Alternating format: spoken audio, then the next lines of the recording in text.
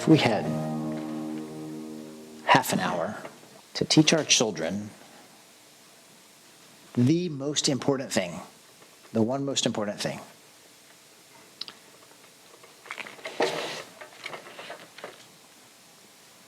the most important undertaking in all of life, if we had only 30 minutes to teach them, what would we tell them it is? And how would we tell them to do it? The most important things, kiddos, in the whole world is to love. Yeah. Love. And how do we do that? For the next 30 minutes, church, our sole focus is to see if we can't tell our young people, and maybe even be reminded ourselves, about what is the most important thing in all of life. So what's the most important thing and how do we do it? Once upon a time, people took those exact questions to Jesus. And it sounded like this: Master, teacher, what is the most important commandment?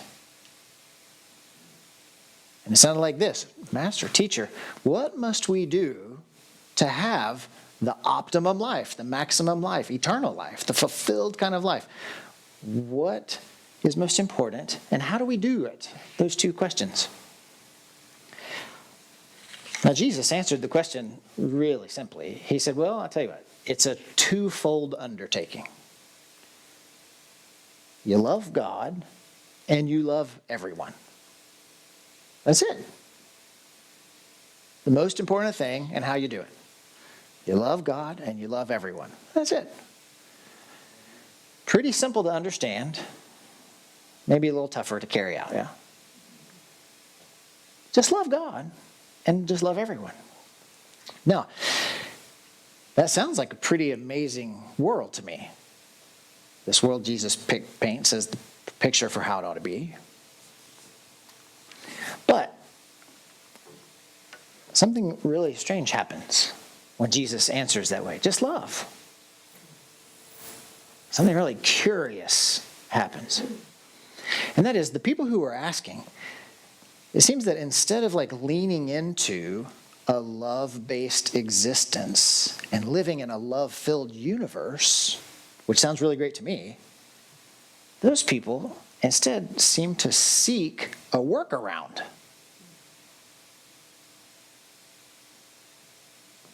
For how many of us does it sound pretty great to live a love-based existence in a love-filled universe? That sounds amazing to me. But those who asked Jesus, when he told them, it was like, oh, is there some other way? The story reads like this. Just then a lawyer stood up. Teacher, he asked, what must I do to inherit eternal life? And Jesus said to him, well, what is written in the law? What do you read there? And he answered, that you shall love the Lord your God with all your heart, and with all your soul, and with all your mind, and with all your strength, and you shall love your neighbor as yourself. And Jesus said to him, you have given the right answer. Do this, and you will live. And you know what he said? Is there some other way? Well, he said it like this. Wanting to justify himself, he asked Jesus, well, who is my neighbor? And it seemed like for some reason, he wanted to reduce the amount of love, or to maybe shrink down the number of targets of love, so we didn't have to love everybody.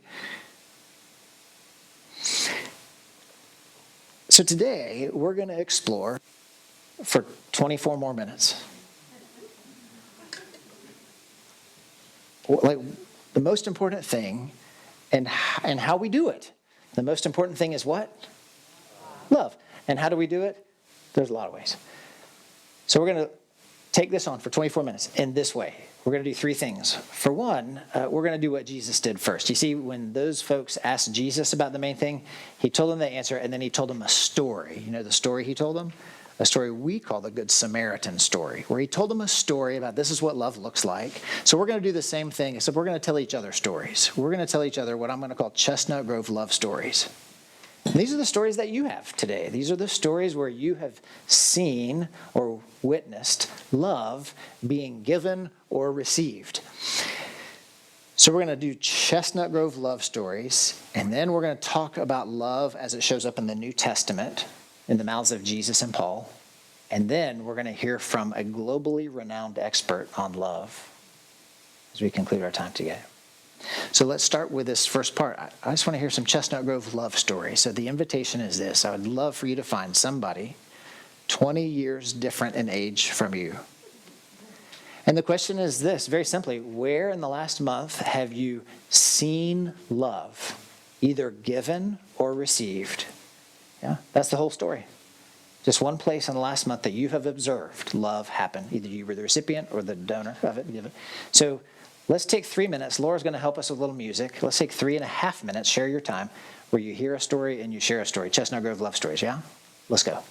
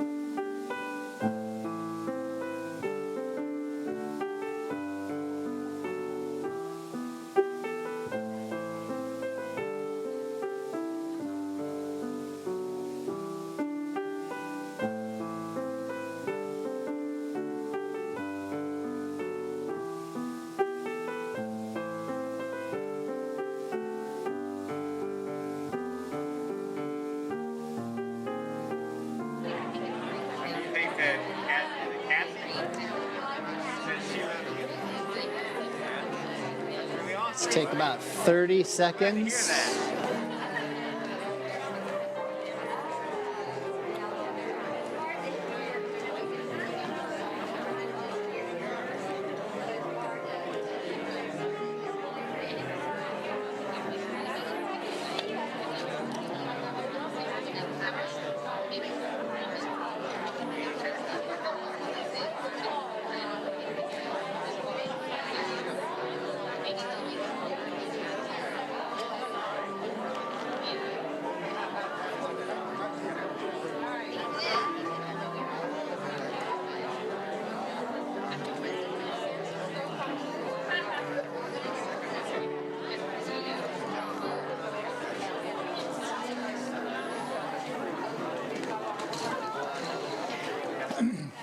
It is so encouraging in a kind of a twisty world to hear the love flowing in this room.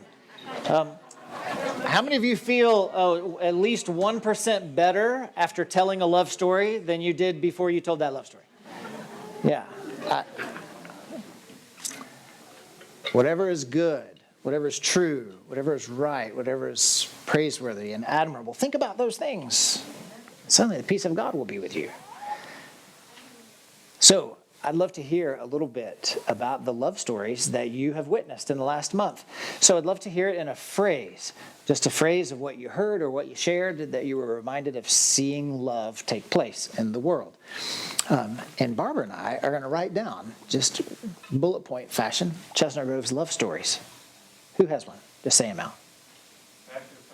Pasture to produce. Is that a love given or received that you were seeing? Given, okay. Good. Growing veggies. Growing and giving veggies. What else? I got one. Brody had a surprise Zoom call on his birthday during the pandemic when after he had a visit to Broadway canceled because of the pandemic. So all of a sudden his mother pulled a surprise Zoom party. Nice. Received a party unexpectedly. What else? Okay, that's a giving thing, isn't it? It feels like sacrifice on my part, for sure. All right, wearing masks to protect somebody else, okay? What else? Getting eggs and tomatoes from Jen and Kit. Oh, eggs and tomatoes. What else? I had one that was twofold whenever I received a text from a congregational member this week. But in the same time, Ken lifted that same person in prayer just because she was in his thoughts a lot. All right. Prayed for somebody. And somebody got a message from somebody else. Received lunch with a friend and probably our friend, one of our best friends for 65 years. And you received lunch from them. With her yesterday, same time you called. Same time I called you? Where we were. I was trying to call you early enough to get to that lunch, but apparently I missed it. What else? Moving children to college. Moving to, that definitely feels like a giving side to me right now. Moving kids to college. I did 2 of those this week. I should say Tanya and I did 2 of those this week. Thankfully, Tanya didn't go with them. Lots of support from kids while you're in nursing home. Oh, support received, medical care. What else? Gay? Receiving a call from our pastor saying that he loved him. Oh, shucks. I do love y'all. And for those of you who didn't get that call this week, just hold on. They'll come. Only down so many in a week, yeah. Troublemaker. Gay is not my favorite, necessarily. I spoke with a young man who had his iPhone repaired free of charge. Oh, wow. He got a free iPhone fix. That's a good story. Others? Frank told us a great story of a lady who received help and place to stay and resources in order to be able to get back on her feet from this homeless shelter. Beautiful. Received housing and resources as needed. Okay. Hortense? Oh, no. Somebody. Yeah. Susan.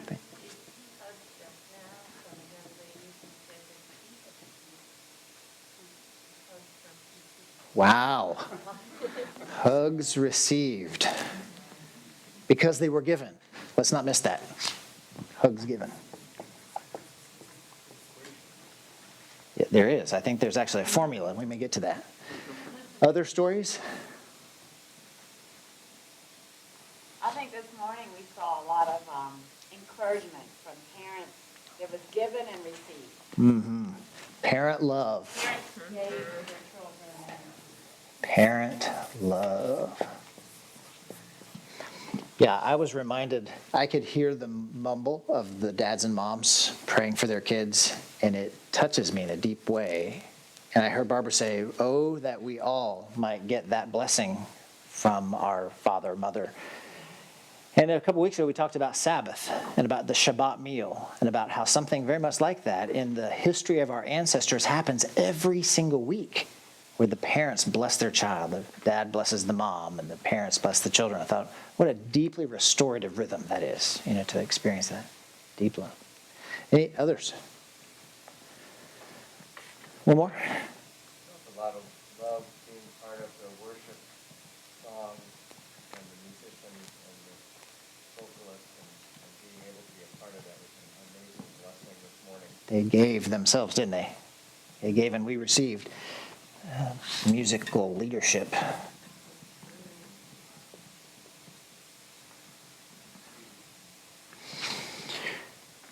Great. Well, Chestnut Grove, these are just some of our stories of love being given and love being received. It's really good because, again, Jesus said it is the most important thing is to love. So the New Testament teaches this over and over and over again. And I want to just, for the sake of our kids today, I want to make this really short. You ready for a short sermon? Super short. 4 fingers. It's all 4 little points. When Jesus was teaching, we'll just go to his very first sermon. Matthew 5, 6, and 7 records it. But it's the first time he had a big group together. And these were people who were curious about Jesus, but they weren't really sure they were going to get on board with his movement. And so he taught them kind of the overview of his movement. He said, the whole Jesus movement is going to be about this. We have the Beatitudes, and we have some core teachings about the whole Jesus movement. Well, in that sermon, he says the very first thing he ever says about love. So I want us to hear, what does Jesus say about love? And Zach, I wonder if you might read to us what Jesus says, because we're trying to figure out what love is and what love might look like. And so we're going to start with that first text. Would you read it? You have heard that it was said, you shall love your neighbor and hate your enemy. But I say to you, love your enemies and pray for those who persecute you, so that you may be children of your Father in heaven. For he makes the sun rise on the evil and on the good, and sends rain on the righteous and the unrighteous. Everyone? How many of you felt a little bit evil in the last month at any time? Yeah, me too. The good news is God still loves you. That's just how God is. There is no one excluded from God's love ever. God sends the sun and the rain on the good and the evil. Love is what matters most. And one of the things Jesus says first is, I know you've heard it said to love your friends and hate your enemies, but, that's a big but in that one. But I'm telling you, love your enemies and pray for those who persecute you. That's like saying pray for the person who punches you in the nose. I don't find that very easy to do. But I sure am thankful that God still loves me when I do things that are kind of similar to punching God in the nose. Try not to do that, but sometimes I do that. So one of the first lessons I hear about this is that love is inclusive even to the bad guys like me and you. Now, isn't that great news, though? That there's nowhere you can go to escape God's love, Ben. Even the 7th grade. It might not feel like you're living in a love-filled universe, but I want you to hear the good news that you are actually. There's a whole bunch of us that are on your side, and we're cheering for you, and we're with you no matter what happens. But more importantly, I want you to know that God actually goes to Jack Jewett Middle School and all the other middle schools. Little known fact. God's love is inclusive. It is not exclusive. Ever. So God's love includes who? Me. Say that, will you? God's love includes who? Me. You. All of us. Yeah. So that's the first thing. Good news, right? You remember that, would you? Okay, number 2. Jesus goes on to teach about love. In fact, the story he tells, the love story that Jesus tells, when those curious people are doing that curious thing of trying to shrink love down so it doesn't have to be so big, he tells the story to demonstrate what love looks like. And the story he tells is a story you and I call the Good Samaritan. You remember the story? In case you haven't heard it lately, when Jesus is painting a picture of what love actually looks like, he tells this story. Zach, would you read it? And this looks more like junior high than I remember now that you mention it. So. This is the story of junior high. Yeah. A man was going down to Jerusalem, from Jerusalem to Jericho, and he fell into the hands of robbers. They stripped him, beat him, and went on their way, leaving him for half dead. Now by chance there was a priest, and he was going down that road, and when he saw the man, he passed him by. So likewise, a Levite came down the same road, and when he saw the man, he also passed him by. But a Samaritan, while traveling, came near the man, and when he saw him, he was moved with pity. He went to him and bandaged his wounds, having poured oil and wine on them. Then he put him on his own animal and brought him to an inn to take care of him. The next day he took out 2 denarii and gave them to the innkeeper and said, "Take care of him, and when I come back, I will pay whatever you spend." Which of these 3, Jesus asks, do you think was a neighbor to the man who fell into the hand of robbers?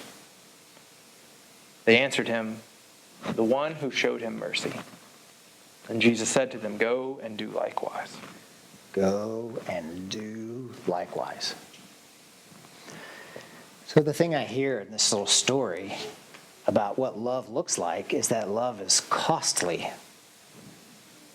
What did it cost the Samaritan to live out love in that story? Just say it out loud. Time, money, reputation, maybe? Oh, that's a big one, Ben. That's a huge one. Reputation. It might cost you. Especially in middle school. What the story was edited out is that those men on the road, they were on their way, they beat up the guy, and then they went to the 4th period. Over that. So, I'm sorry, Marge, go ahead. He might have had to fight his own conviction, His own inner stuff, right? If he's beat up and he's in the ditch, he probably deserved it. He probably did something, and it's his fault. Why should I help? Why should I help him? Right. Why what? Why? Well, yeah, that's a great question, Judy. And yet I do it. I don't know about you, but I see somebody and like my inclination is there any way I can not love that person? Sometimes I try not to. Yeah, but love is costly. It cost the Samaritan time of his agenda, right? He was going somewhere and he had to take a detour. It wasn't on his planner. It cost him money. He opened an account at the hotel to take care of the guy and get his management. He risked his own safety. We were literally at a spot on the road where a guy just got beat up. A thug took him out right there, and he went over there to that dangerous place. He risked his own reputation, perhaps talking to somebody of a different tribe, a different people group who worship maybe even a different God. He gave him his own wine. He gave him his own medicine. He got off his own donkey and let the other guy, the hurt guy, be on his donkey, and he walked. The story is full of evidence of how love is costly. My favorite definition of love outside of stories like this is from an author named Scott Peck, who wrote a book in the 1970s called The Road Less Traveled. I think it should be required reading for adulthood. In this book, he gives the definition of love, and it goes like this. Love is always an act of work or courage. Work to overcome apathy, or courage to overcome fear. There are no exceptions. That love is always an act of work or courage. It will always cost you something. Lots of times when I work with premarital couples, I want to really drill down on the fact that love is not romance. Those aren't the same things. I like romance a lot, but love is a next gear. It's a whole other kind of thing, right? Love costs you something. Sometimes it feels amazing. Giving love and receiving love is a wonderful thing, but love is almost always costly. So that's number 2. Love is inclusive, it's never exclusive, and it is always costly. Doesn't mean it always has to feel terrible. It just is likely to cost you something. It's probably not love, right? Which brings me to the Apostle Paul, who knew something about love, and he liked to talk. So he wrote to the Corinthians kind of a love letter, and he tells those Corinthians what love is like. Zach, would you read that for us? Sure. If I speak in the tongues of mortals and angels, but do not have love, I am a noisy gong or a clanging cymbal. And if I have prophetic powers and understand all mysteries and all knowledge, and if I have all faith so as to move mountains, but do not have love, I am nothing. If I give away all my possessions, and if I hand over my own body so that I may boast, but do not have love, I gain nothing. Love is patient. Love is kind. Love is not envious or boastful or arrogant or rude. It does not insist on its own way. It is not irritable or resentful. It does not rejoice in wrongdoing, but rejoices in the truth. It bears all things, believes all things, hopes all things, endures all things. Love never fails.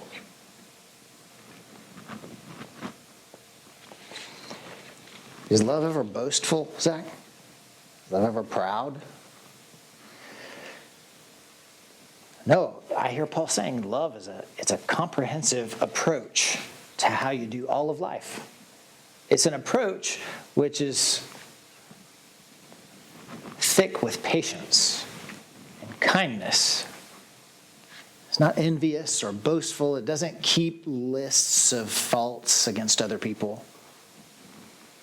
I hear this as a challenge to me as I think about how well do I love.